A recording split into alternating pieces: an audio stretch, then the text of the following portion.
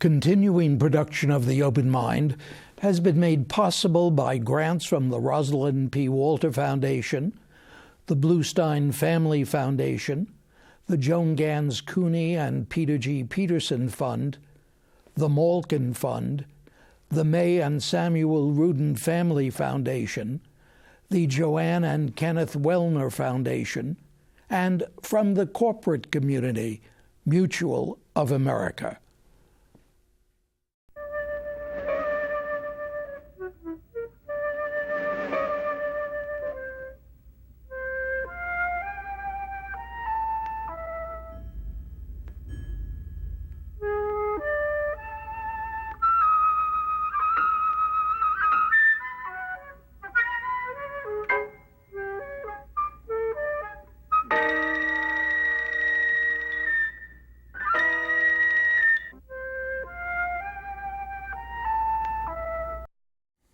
I'm Richard Heffner, your host on The Open Mind, and my guest once again today is Federal Judge Robert A. Katzmann of the distinguished United States Second Circuit Court of Appeals.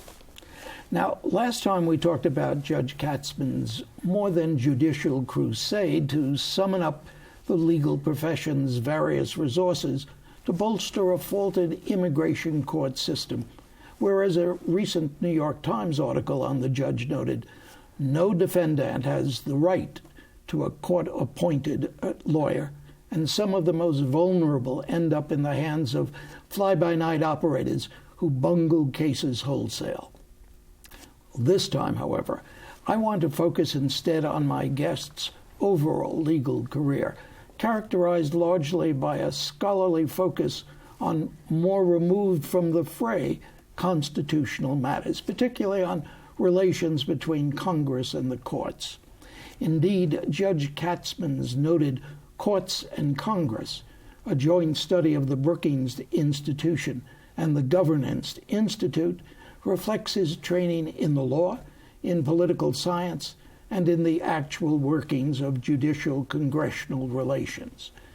So I trust he won't consider me flippant if I begin by asking what happened to that other branch of American government which lately indeed seems to loom ever larger, as in the seminal Bush-Cheney concept of a unitary executive, one in which greater and greater powers are presumed to reside both in war and in peace, in the office of the President of the United States, rather than in the Congress and the judiciary. What happened to the White House? Well, you're quite right that the presidency looms large in our constitutional system of governance, but an institutional relationship that has been little explored, but is very important, is that relationship between Congress and the courts. Indeed, the way that I got involved in this project was that Judge Frank Coffin, who is chair of the Committee on the Judicial Branch of the Judicial Conference, a committee that was charged with looking at relations between the branches, asked if I would assist in creating an agenda for research in action to improve relations between the branches. Judge Coffin had been a member of Congress, and there were a number of members, judges on that committee who themselves had been former members of Congress, such as Abner Mikva of Illinois. And if you look at the relations between those two branches, one is struck by how much influence the Congress has on the courts. The Congress determines the number of judges that there should be in the federal system. The Congress determines the appropriations, the budget for the courts, and it might interest you to know and surprise you, our viewers, to know that the courts themselves receive only 0.2% of the federal budget, a very small amount. So the Congress affects resources. It affects the procedures of the courts.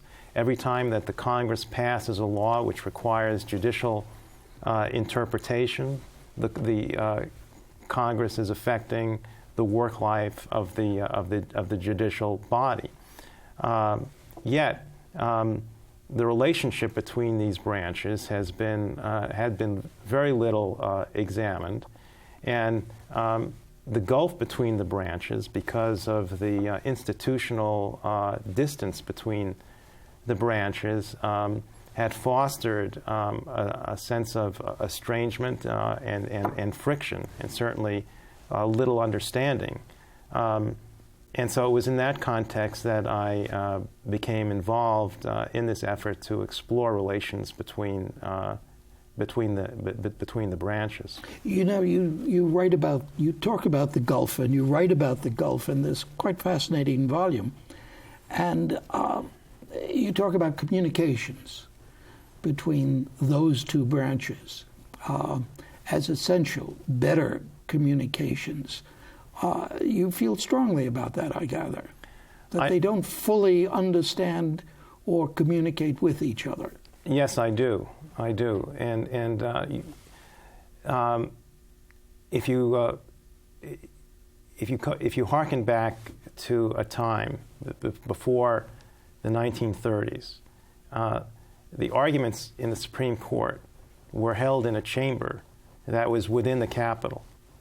And in that period in that long period of time, you would have judges, you would have lawyers, you would have legislators that would at least see one another from time to time in interaction.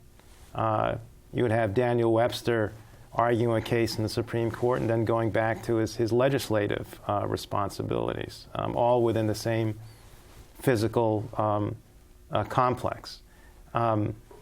With the building of the Supreme Court, that beautiful building, that marble palace as it is sometimes called, promoted by William Howard Taft, a former president who, as Chief Justice, thought the Supreme Court should have its own building as it should.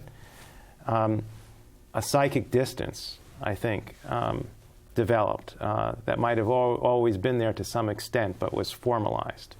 And when you don't have communications and understanding of each other's workways, judges need to understand the legislators' workways, legislators need to understand what judges' responsibilities are.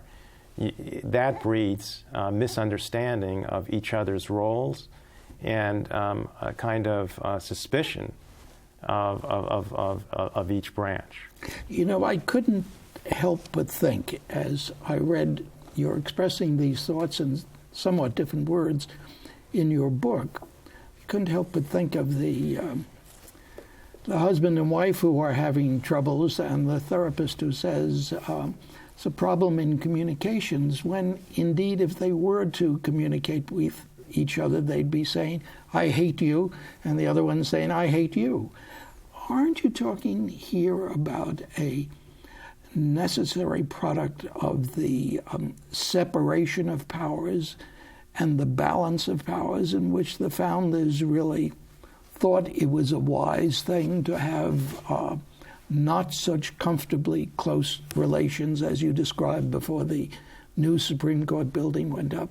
You're quite right that the founders envisioned constructive tension among the branches of government, that out of that constructive tension, that separation of powers, would yield a system of ordered liberty, or chaos, as it may be. But as Richard Neustadt, a scholar of the presidency, noted in 1960, I think, in Presidential Power, that the Constitution created a system of separated powers, but not separate institutions. And that is to say that the institutions of government, while having their own prerogatives and responsibilities, were not to proceed in isolation. They would always be interacting. That if there was separateness to some extent, there would also be dependence. So certainly, inevitably, there will be tensions when the courts interpret legislation and say this legislation is unconstitutional. That can't be solved by the unhappiness that the Congress might feel is not going to be solved by let's reason together, let's sit down and break bread.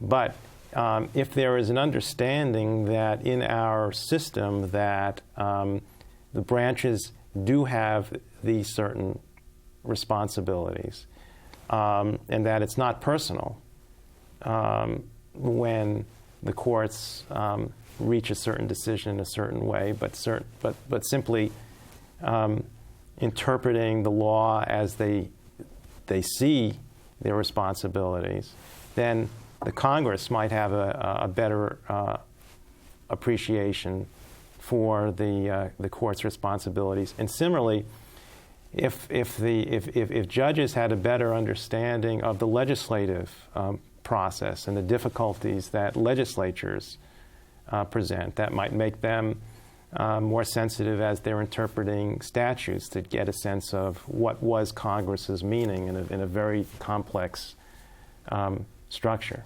Am I wrong then to assume that your primary concern here was to have the Congress better understand the courts, and indeed, and you're the one who offers the statistic about the budget of the court system, the federal court system. I read here, I sense here a greater concern that Congress understand and respect the problems that are faced by the courts, rather than so much as the other way around. Is that unfair? I think that I should, if I were to beef up the volume, I would want to certainly also make sure that I think that there is a problem in terms of courts understanding Congress as well. And but it's certainly the case that if you look at the power in terms of who decides the budget, who decides the number of judges that there are in the branches, who passes the laws that affects the courts, it is the Congress. The courts have developed in recent years through the Administrative Office of the Courts, led by its director, James Duff, have developed, I think, some very good working relationships within the Congress. And I think that hopefully that will augur well for the future as things develop.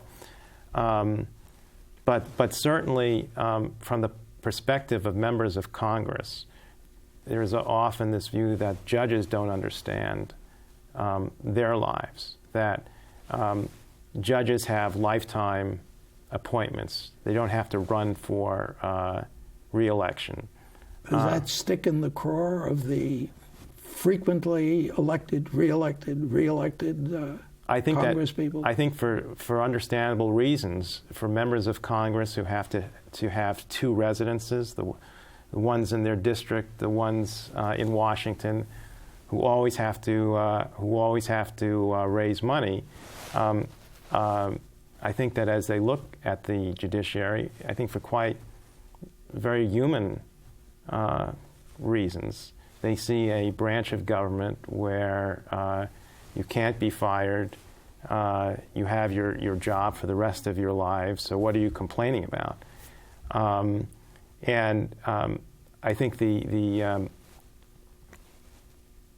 in part what the judiciary needs to do is to show its understanding of the pressures that legislators are under as well. Well, let me ask the question that you just put in the mouths of the Congress people.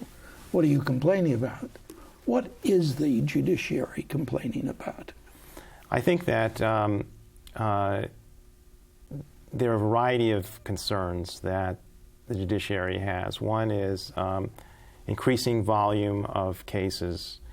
Thanks to the laws passed by the national legislature. By the national legislature. And certainly the courts will do what's asked of them. The Congress has every responsibility and prerogative to pass these laws, but at the same time there have to be requisite resources to deal with, by the judicial branch, to deal with these cases.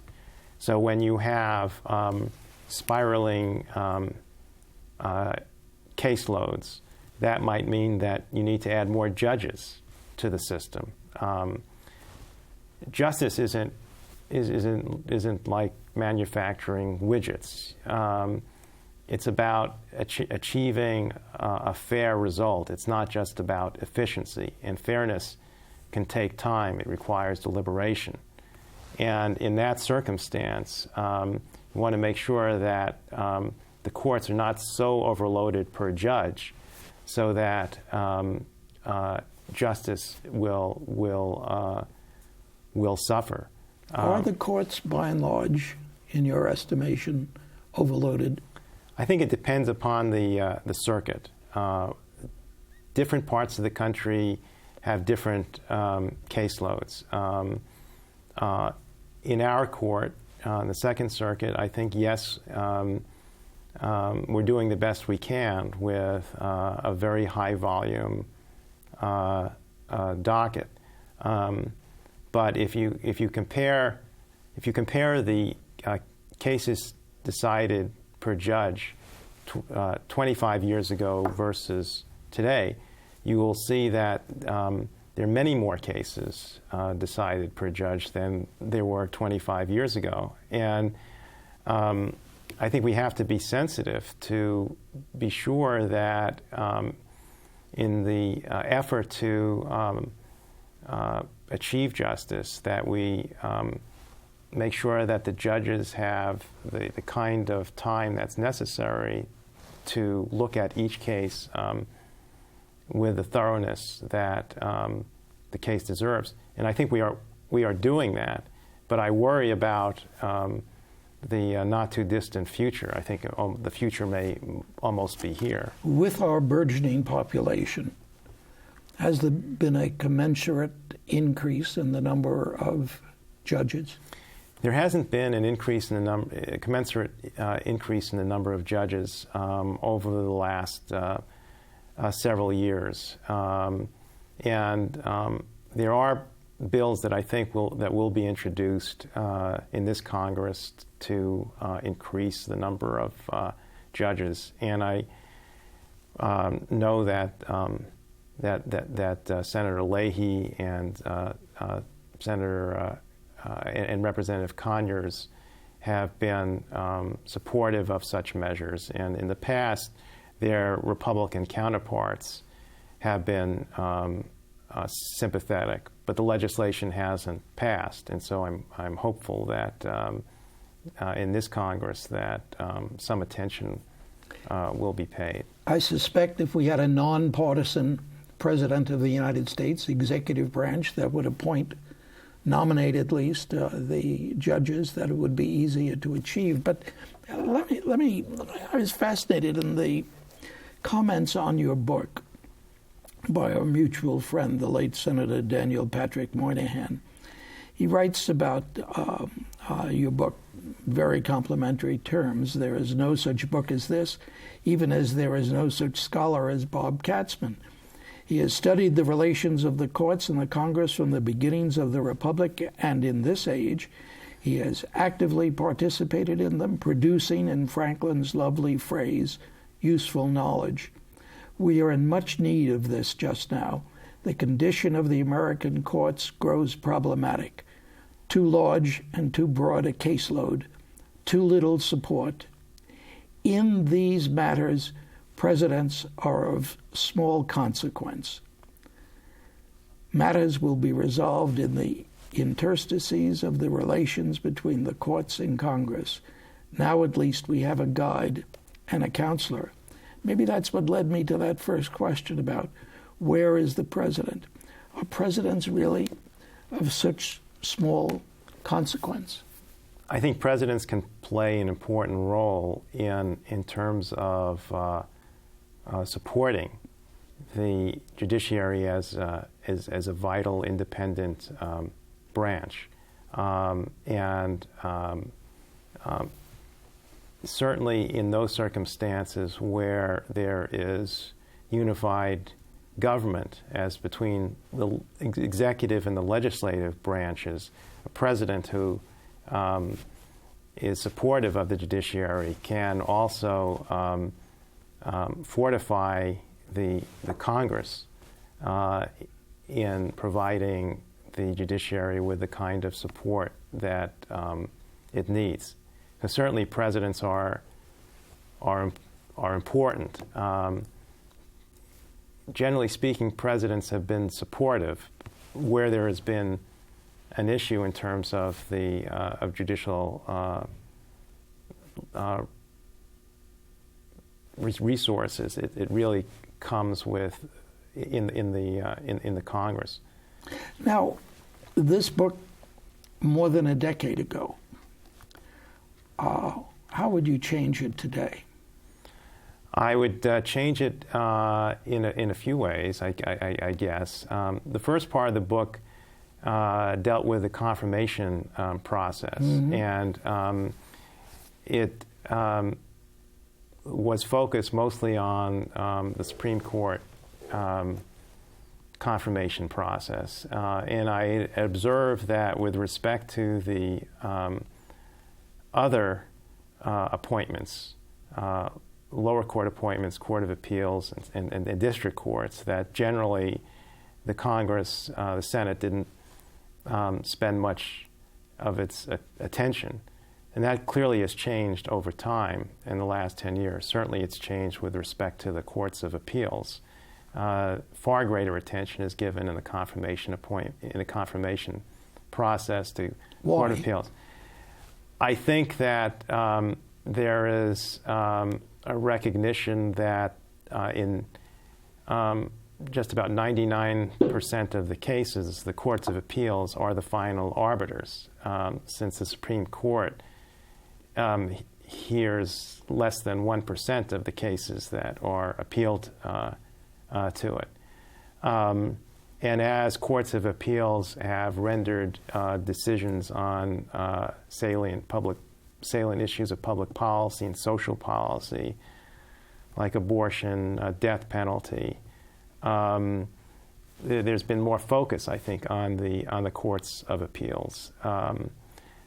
Another thing that I think I would have to update is the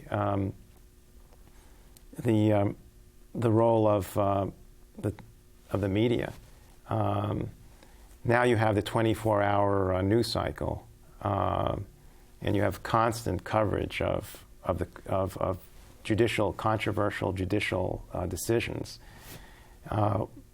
Whereas before you might have seen an occasional story in the Times or whatever paper of record, and certainly you would have on major decisions like Roe v. Wade, you would have lots of controversy. But how do you feel that qualitatively that has changed things for the courts? I think it doesn't change things for the way that judges do their jobs. The judges focus on the cases at hand. But what I think it does is it makes Congress more attentive to what the courts do, because the various constituencies who are concerned about those issues are in touch with their members. Linda Greenhouse did a story. Actually, I believe it was a law review article. I think it was in the Yale Law Journal some time ago, where in the last 10 years, where she talked about how interest groups now get in touch directly with the media about cases that are of interest. That's a relatively new development. And so I think that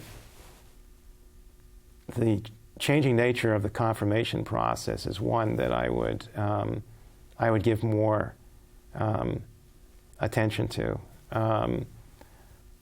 I think as to relations between the branches per se, that certainly up until the last couple of years, certainly, it seemed that there were more tensions between the branches. There were more hearings being held about the way the courts were doing business. There were calls for the creation of an inspector general by the Congress, by certain members of the Congress, to examine how the courts were doing their jobs.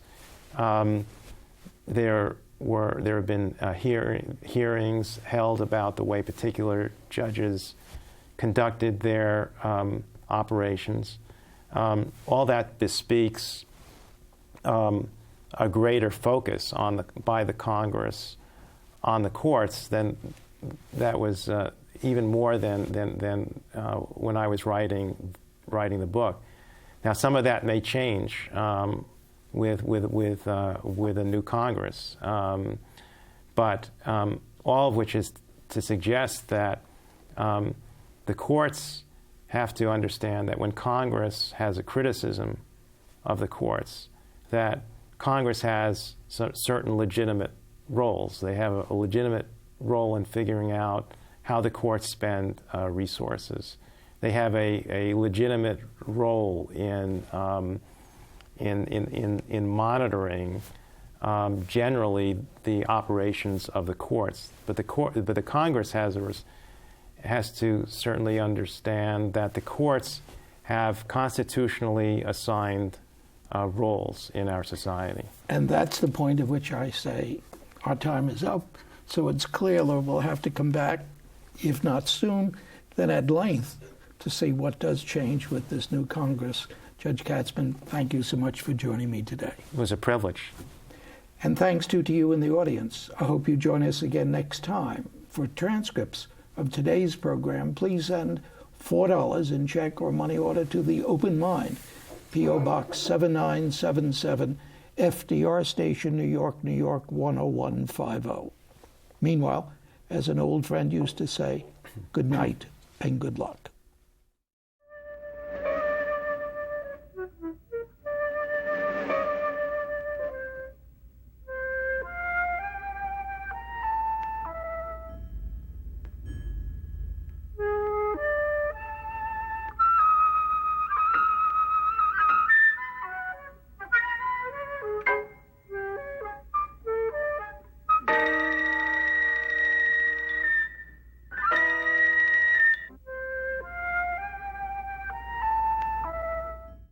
Continuing production of The Open Mind has been made possible by grants from the Rosalind P. Walter Foundation, the Bluestein Family Foundation, the Joan Gans CUNY and Peter G. Peterson Fund, the Malkin Fund, the May and Samuel Rudin Family Foundation, the Joanne and Kenneth Wellner Foundation, and from the corporate community, Mutual of America.